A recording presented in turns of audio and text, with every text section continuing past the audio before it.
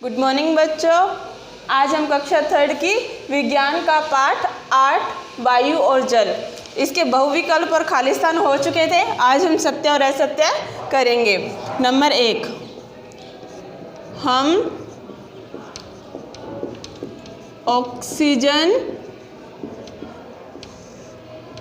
हम ऑक्सीजन लेते हैं, ये सत्य होगा या असत्य?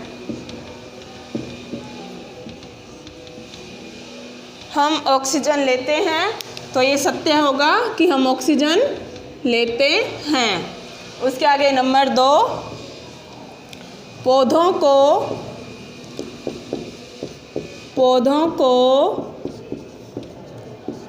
जल की आवश्यकता नहीं होती है।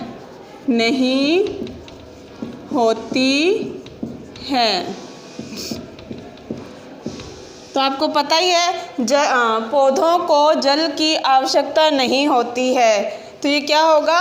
असत्य होगा। क्यों? क्योंकि पौधों को जल की आवश्यकता होती है। नंबर 3, वायु का आवरण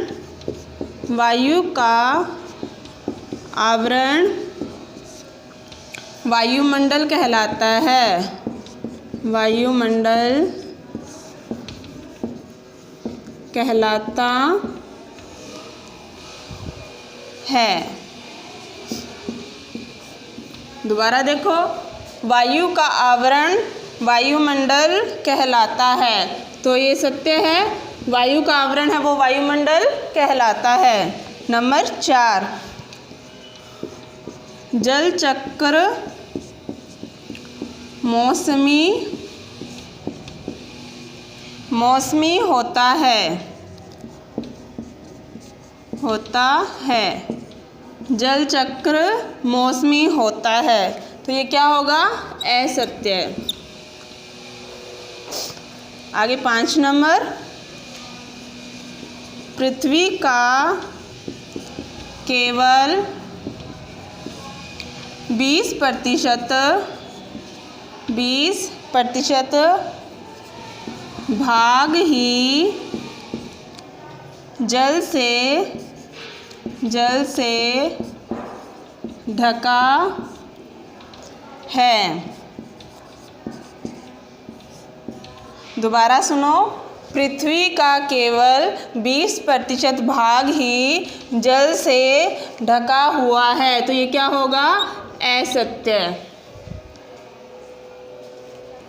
एक बार दोबारा देखो बच्चों, नंबर 1, हम ऑक्सीजन लेते हैं, तो ये क्या होगा? सत्य। नंबर 2, पौधों को जल की आवश्यकता नहीं होती है, तो ये क्या होगा? असत्य, क्योंकि पौधों को जल की आवश्यकता होती है। नंबर 3, वायु का आवरण वायुमंडल कहलाता है, सत्य। नंबर 4, जल चक्र मौसमी होता है, ये हो जाएगा असत्य। नंबर 5, पृथ्वी का केवल 20% भाग ही जल से ढका हुआ है, ये हो जाएगा असत्य। अब सत्य और असत्य के बाद में प्रश्न उत्तर करेंगे। तो पहला प्रश्न है अपने पास में, प्रश्न नंबर 1, संघनन क्या होता है? संघनन क्या होता है? तो इसका उत्तर है, उत्तर गैस से द्रव बनाने की प्रक्रिया संघनन कहलाती है।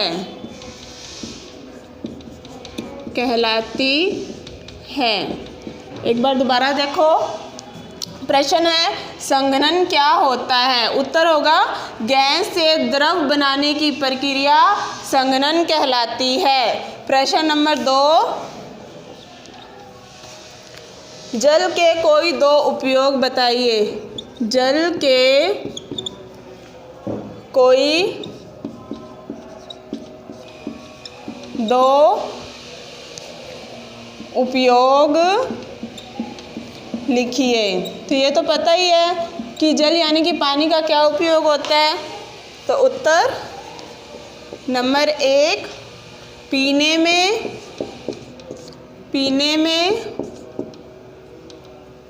नंबर 2 नहाने में, आगे प्रश्न नंबर 3 वायु के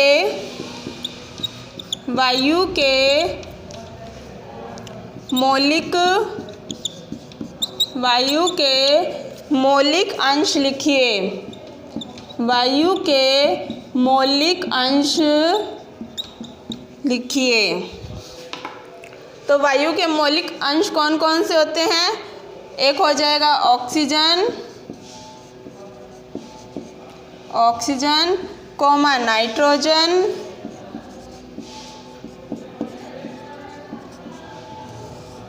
कोमा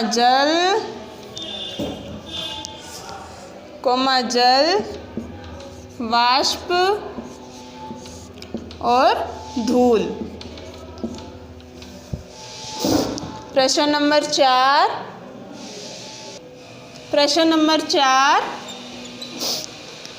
जल के 3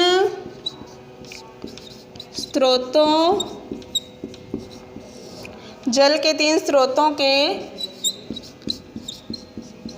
नाम लिखिए। तो नंबर 1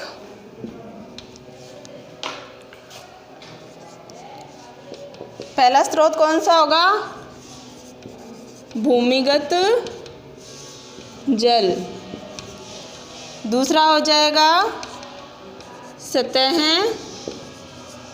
जल। और तीसरा हो जाएगा, तीसरा यहाँ लिख देती हूँ, समुद्री जल।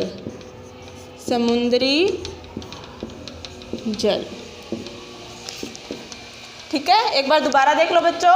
पहला प्रश्न था संघनन क्या होता है? इसका उत्तर है गैस से द्रव बनाने की प्रक्रिया संघनन कहलाती है। प्रश्न नंबर 2 जल के कोई 2 उपयोग, वो तो तुम लोग लिख ही सकते हो, मैंने लिखा है पीने में और नहाने में। प्रश्न नंबर 3 वायु के मौलिक अंश लिखिए।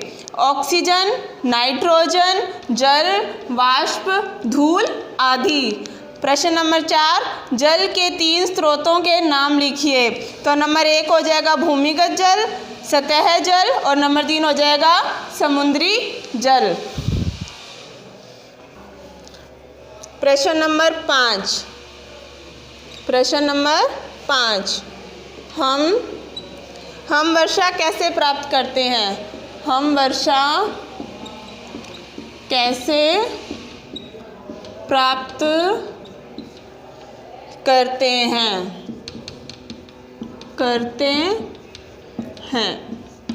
तो इसका उत्तर लिखेंगे सूर्य की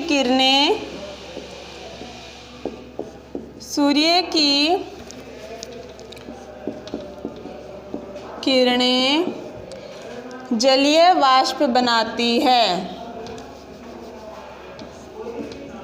जलीय वाष्प बनाती हैं। वाष्प से बादल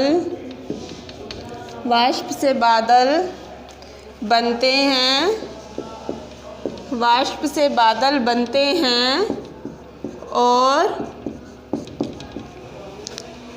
बादल से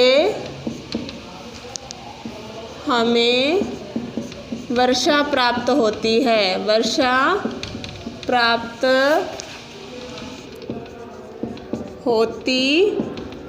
है।